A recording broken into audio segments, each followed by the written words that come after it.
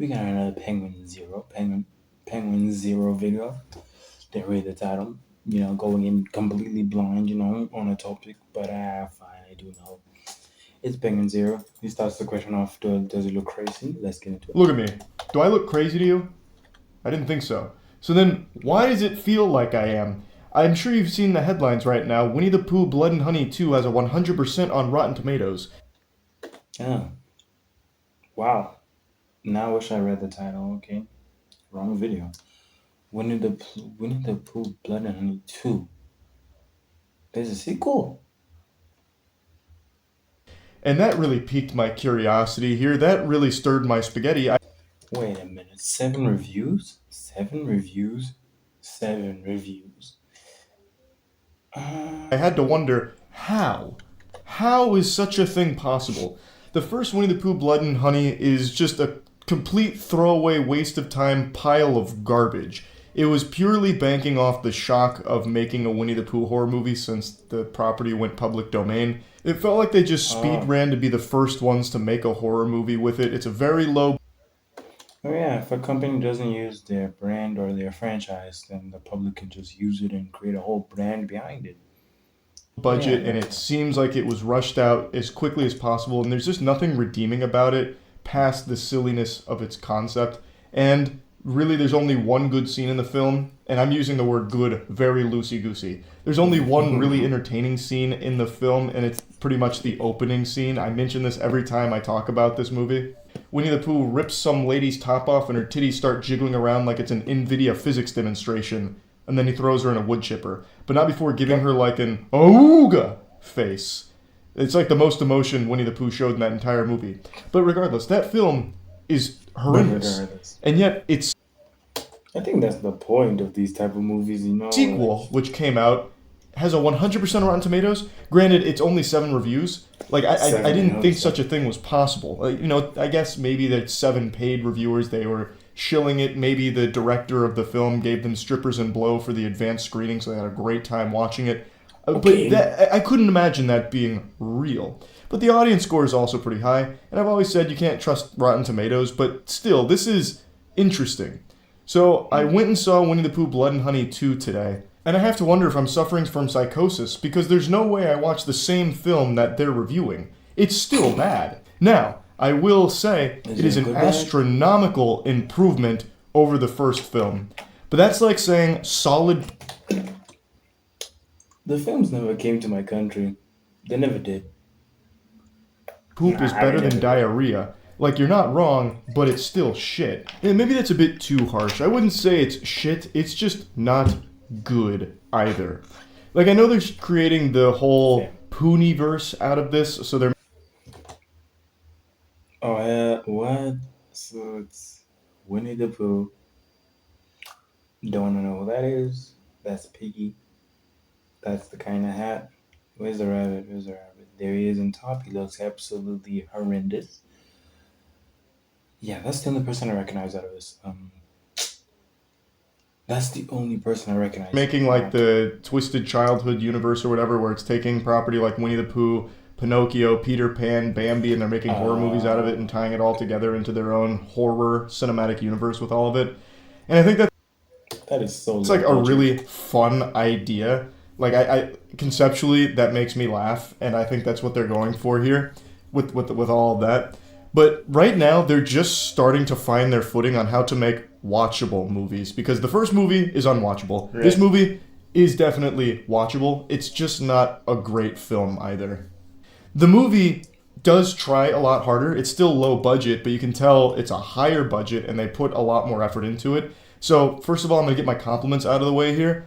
They actually do a much better job with the character design this time around. Winnie the Pooh looks a lot better. It no longer just looks like some kind of fetish costume with Winnie the Pooh. It looks like an actual character now. It doesn't look like just a man in a mask. It actually Okay, now it looks like a man in a mask who looks like a serial killer. does look like a mutant abomination, which it's supposed Okay. to be in the universe. They absolutely did a much better job this time around with the monsters here. And they do bring in a new face, a new villain, Tigger. So they bring him Tigger the tiger, the bounty Tigger tiger. from the Winnie the Pooh property. and he is he's probably my favorite part of the film just because of how over Uh, what does he bounce on pogo stick all the time like he used to do with his tail? Oh, that'd be so fun. But I'm pretty sure they the didn't top do they that. had this character play. They also bring in an owl, but Tigger was a standout because Owl, owl. I didn't really know owl that well. Why you bring him? every time he's on screen, he just calls women bitches. So he goes on a killing spree at like a nightclub. It very reminiscent of like the scene from Blade or even like John Wick, but if there was no one fighting back, just executing people in a nightclub. Really, in fact, it has nothing to do with John Wick. I'm just thinking of scenes with nightclubs.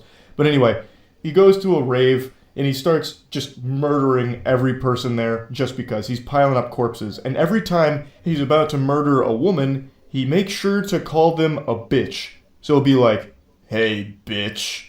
And then like slash their head off. Or if he's like going on like a stabbing spree with his long fingernails, his claws, he's like, I'm gonna disembowel you, bitch. I haven't even watched it. That sounds hella terrible, but funny. When you describe it, it sounds like a good bad movie. You know, like a movie you watch with the boys. You know that episode of Mordecai and regular show, whoa, a regular show when they just rent out bad movies just to watch them over and over, and just laugh at how bad they are. To every single one of his female victims, every single one of them. It's his most used phrase. And that definitely did have me laughing a little bit. It's not exactly the most highbrow writing or anything, but it also shows that the movie didn't take itself too seriously the entire time.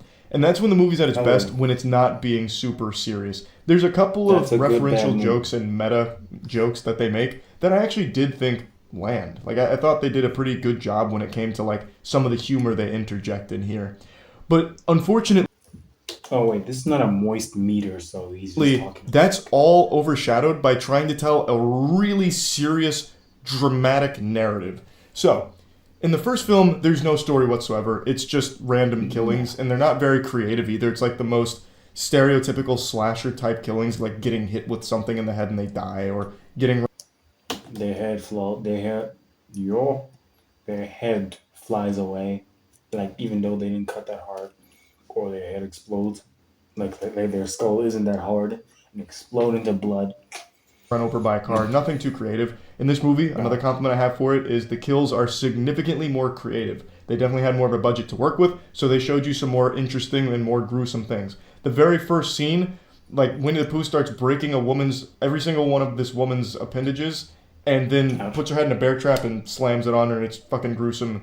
And someone else is like burning to death in the background, and Owl is spitting like acidic venom on people as their face is melting. Like, there's a lot more creativity to the way that they kill. So yeah, they're mutants. So yeah, I guess yeah. Wow, wow. Now that is graphic. I can watch it with the boys and some girls too. But I do actually have a statement on that I'll get to when I talk about the negatives. In fact, I don't even know why I'm alluding to it here. One of the things that takes away from that, though, is that because it's a low budget, they know that if you could see everything in broad daylight, you'd immediately tell how phony baloney it is and they'd take you out of it. So instead, they obscure all of it with like the darkest and most close up shots imaginable. Sometimes when you're watching Winnie or Tigger or Owl kill someone, it looks like you're looking at it through a fucking microscope. Like you're looking at their goddamn cells. Like you can't really tell what's happening sometimes. All you know is someone is being brutally murdered because you can hear it, you can kind of see like inklings of something on screen, but it is so fucking dark half the time you can't make out what's going on. So that is a big complaint I have because they do try and get more creative. They do succeed in being more creative, but still they're Mm-hmm. betrayed by their budget because they have to keep showing you it in a really hard to figure out what's going on way. So shaky cam, super dark, cutaways, all this type of like nauseating like camera work ruins some of the scenes. And they do use CGI occasionally in here, Ah, and whoo is it rough. There are oh some scenes no. that look straight up in 64 era, like Tigger's tail, Oh for no. example. Goodness gracious. Also, in the opening scene, when someone is set on fire, I'm pretty sure that was just JPEG fire that they Oh, moved around a little bit. There is a lot of times when they try and integrate come on. You can. There's many ways to make a fake body. come on. Like, isn't there a YouTube video that explains how to make a fake body with some springs and some rope? So when the fire burns this part, then it just twitches. It looks like it's like a person just suffering in flames. So you can really use those old time strategies to make it look believable. CGI into this film that you can really see they did not have the budget for those special effects. That it was just not there for that. But when they're using practical effects, for the most part, it looks pretty good. Back to what I was saying, the first film didn't really have a story at all. Just random killings with things that vaguely resembled Winnie and Piglet. Nothing else. Just, that's the whole story in a nutshell. Here, they did bring on a real writer, and they wanted to tell a real story. But it just does not match the tone of the film. The film is at its best when it's being over the top and goofy. When it's trying to be really serious by telling the story about Christopher Robin, who his brother got kidnapped and he's going through hypnotherapy to try and remember his brother. Kind of actually reminds me of the plot to the Five Nights at Freddy's movie in a certain way. But he's trying to figure out what happened to his brother. If I could only figure out who this man was that took him, because I saw a piece of him in my memories, then I'll know what happened and I can get my brother back. So it tries to make you care about that story and care about these characters in a different way by giving you this emotional narrative about guilt that Christopher feels for not being able to protect his brother, and it sets up a bit of a mystery there on what happened to him and how it connects to everything else. And it's not like a bad attempt or anything, but it just really feels out of place because it doesn't exactly land when it's fucking... Didn't he have a sister? Winnie the Pooh and the gang just killing people for the vast majority of the runtime. So the emotional story that they're trying to weave in there, like jump scares to this killing montage, really conflicts with that because it just doesn't work. No one's going to care about that storyline. Not that it's poorly crafted or anything, but that's just not the focal point of the film. The film is focused entirely on killing. And they established that immediately upon starting this film. They don't even really have a good reason for why Winnie the Pooh and the crew go on this killing rampage. Like the scene where they just start killing people at a rave, Owl just says, "I hope you're ready to party." And then Tigger and Pooh start executing hundreds of people. And the reason? Because fuck you. That's why. I mean, there's like a light reason that Owl sprinkled in like 2 sentences, where he's like, if the humans keep coming to us, eventually we're just going to have to roll over and die. So let's take the fight to them and just kill them all. So that's why they're out here hunting everyone. But yeah, the story here, like, again, I don't even think it's bad. Like, the backstory is simple but effective. Also, effective? To me, it just sounds like it's missing a lot of gaps. It has a lot of gaps. So the entire plot, like the actual story, is extremely predictable. I think you will figure out everything the second that it starts introducing those narrative plot threads, because it's very obvious where all of it goes. It's simple, it's not bad, but it just doesn't add anything to this film besides just being like this side quest outside of just surviving the killings. It just, I don't know. It's very underwhelming. Like, they could have just doubled down on the over-the-top goofiness of everything. Instead of making, like, a story that tries to take itself seriously, make a story that doesn't. Luckily, it's not a long movie, so even though a lot of time is spent with this story, which is a fucking snooze fest, it at least doesn't bore you to tears because the movie is so short that you're still mainly getting tons of, like, over-the-top violence in this film that keeps you engaged with it, because that's really all the film offers. It's just a bunch of mindless killing in creative, yucky ways. So while I may not agree with the experts at Rotten Tomatoes that this is a 100% certified fucking fresh, and I don't even agree with the audience score that it's an 80%, no. I still think that it's definitely... When I saw that 100+ ratings, yeah, that sounds like a Play Store. They always better, just not good. If I was to put this film on the Moist meter, I think I'd give Winnie the Pooh Blood and Honey 2 a 40%.